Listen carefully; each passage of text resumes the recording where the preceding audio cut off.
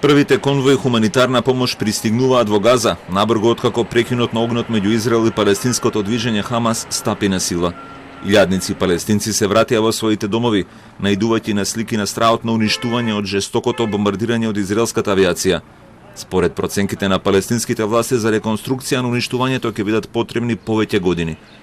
Над 250 луѓе беа убиени во 11-дневните судари, а најголем број од нив се од Газа. По објавувањето на веста за примирието, двете завојувани страни, Израел и Хамас, прогласија победа. Камионите од различни хуманитарни организации, вклучувајќи ги оние поврзани со Обединетите нации, започнаа да ги носат неопходните лекови, храна и гориво во Газа, откако Израел го отвори преминот Керем Шалом.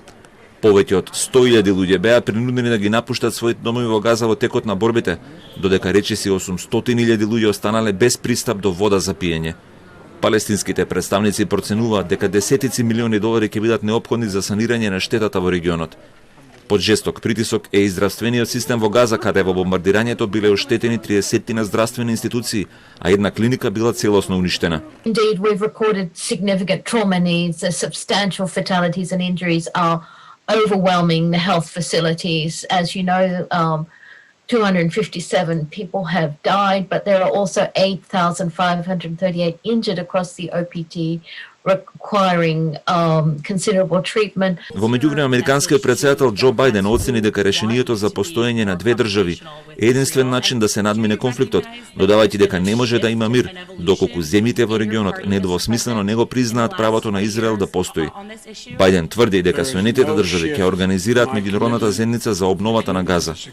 I'm praying this ceasefire will hold. I take Bibi Netanyahu when he gives me his word. I take him at his word. He's never broken his word to me.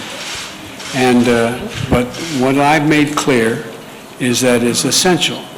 It's essential that the Palestinians on the West Bank be secured, that Abbas be recognized as the leader of the Palestinian people, which he is. Hamas is a terrorist organization. We've recognized that. Вчера се случи првиот посериозен тест на премирието кога избувнаа судирите пред комплексот Ал-Акса по петочните молитви. Израелската полиција употреби шок бомби и гумени куршуми против демонстрантите кои ги каменувале полицајците. Најмалку 20 палестинци се повредени.